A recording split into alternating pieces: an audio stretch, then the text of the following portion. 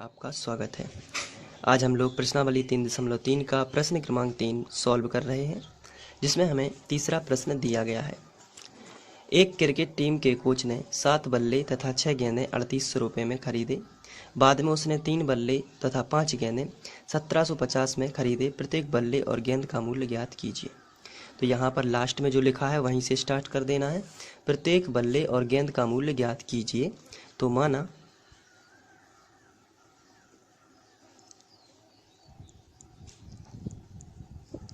एक बल्ले का मूल्य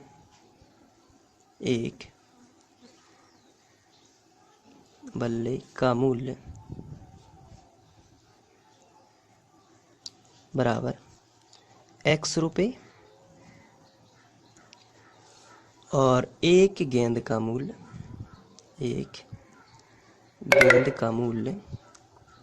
हम मान लेते हैं 22 रुपये। तो यहाँ पर हमने एक बल्ले का मूल्य x रुपये, एक गेंद का मूल्य 22 रुपये मान लिया है।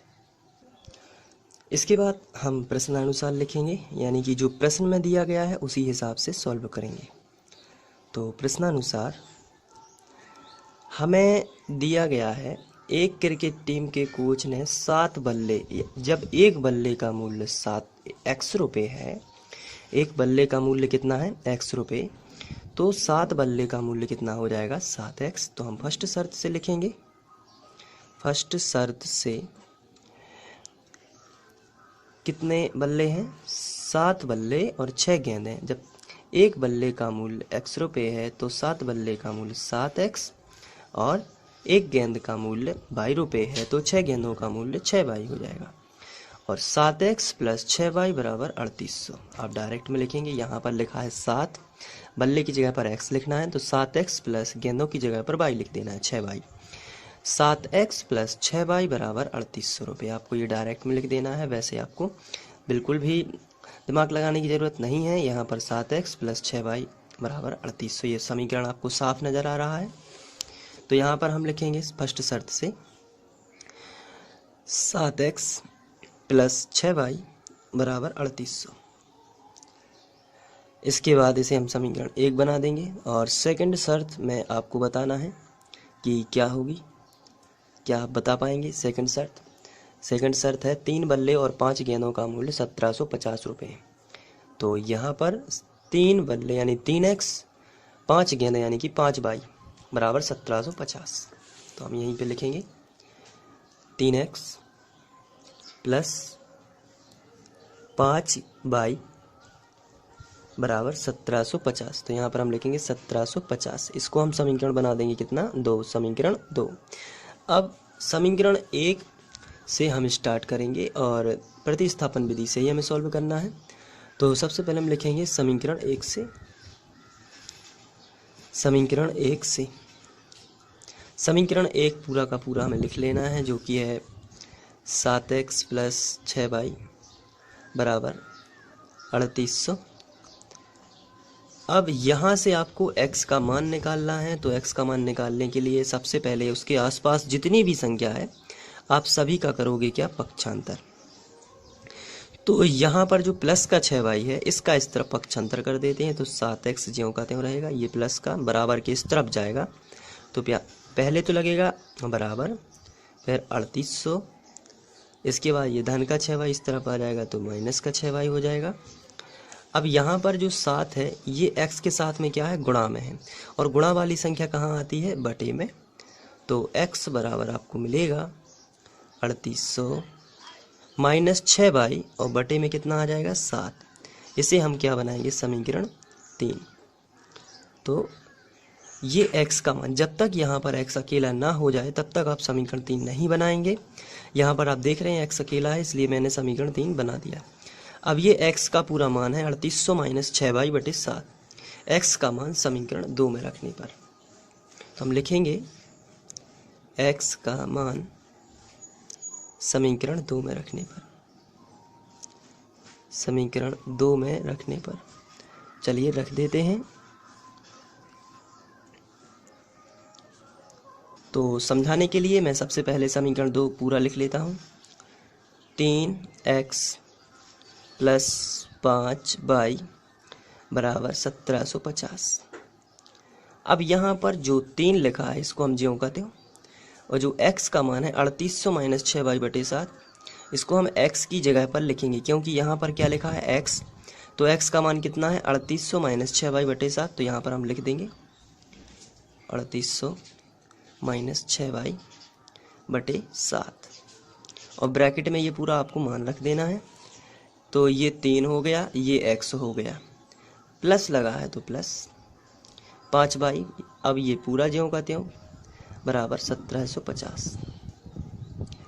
अब हम यहाँ से, क्योंकि यहाँ पर बराबर लगा है इसलिए हम यहाँ पर इम्प्लाई जेड का यूज करेंगे। आपको एग्ज़ाम में बहुत ही सावधानी से करना है यदि आपको मेरिट में आना है तो।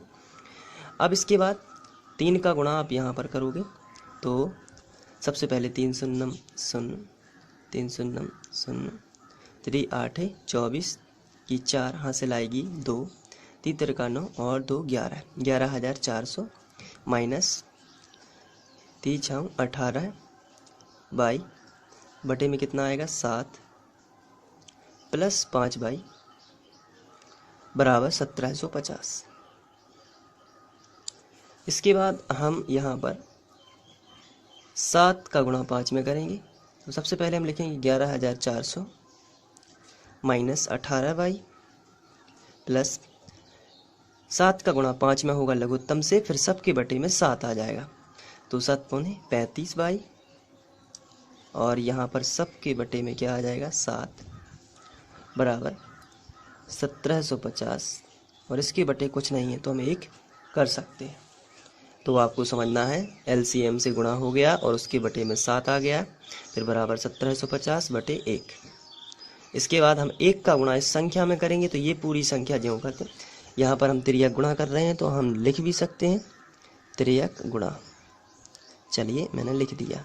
अब 1 का गुणा इसमें करना है तो ये आएगा 11,400 माइनस 18y प्लस 35y बराबर 1750 का 7 में करते हैं तो 7 शून्यम शून्य, 7 पौने 35 की 5 हासिल आएगी 3, 7 सतैया 49, 49 और 3 यहाँ पर आएगा 52, 52 की 2 हासिल आई 5, 7 एकम 7 5 12, तो 12,250। चलिए अब हम बाई बाई एक तरफ करेंगे और संख्या संख्या एक तरफ कर देंगे, तो 18y 35y इसको एक तरफ ही इसी तरफ रखते हैं, 18y बराबर के इस तरफ 18y प्लस 35y, और जो संख्या है उसको इस तरफ करेंगे, यानी कि 12,250, और ये 11 माइनस 11,400, इसको हमने एक तरफ कर दिया। अब यहाँ पर 35 में से हम 18 घटा देते हैं तो यह आएगा, तो ये आएगा 17y, और यहाँ पर हम इसमें से घटा देते हैं 12,250 में से 11,400, तो यहाँ पर आएगा 850।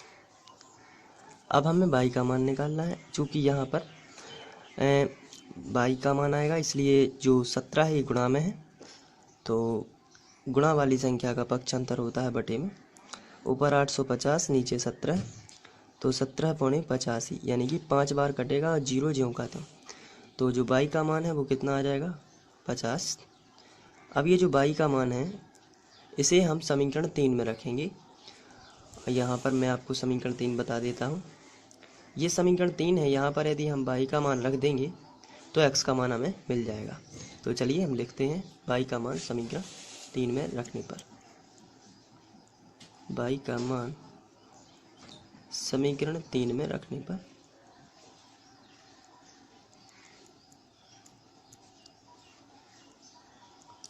चलिए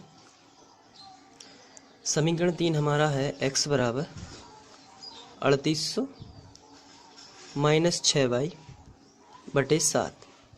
यहाँ पर हम y की वैल्यू रख देंगे जो कि है 50, तो x बराबर 3800 माइनस 6 और y की जगह पर कितना रख देना है 50 बटे 7। तो x बराबर हमें मिलेगा 3800 माइनस 6 पंचे 30, यानी कि 300 बटे 7। तो x बराबर 3800 में से 300 चले जाएंगे तो 3500 बच जाएंगे बटे 7, और x बराबर 7 पौने 35 यानी 500, तो ये x का मान है।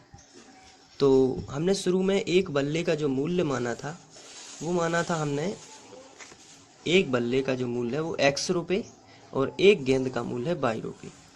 तो अतः हम लिखेंगे, अतः एक बल्ले का मूल्य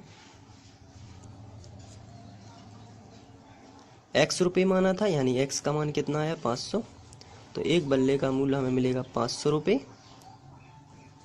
और एक गेंद का मूल्य, एक गेंद का मूल्य हमने माना था 22 रुपये और 22 का मान आया 50, तो 50 रुपये, यानी एक गेंद 50 रुपये में आती है और एक जो बल्ला है वो 500 रुपये में आएगा। तो इस प्रकार आप इसको सॉल्व करेंगे और इसको नोट भी कर सकते हैं यहीं से। ये पहला स्टेप है पॉज करके, और इसके बाद ये दूसरा, इसके बाद ये तीसरा,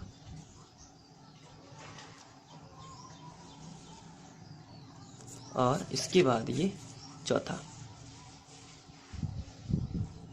तो आशा करता हूँ कि ये आपको समझ में आ गया होगा।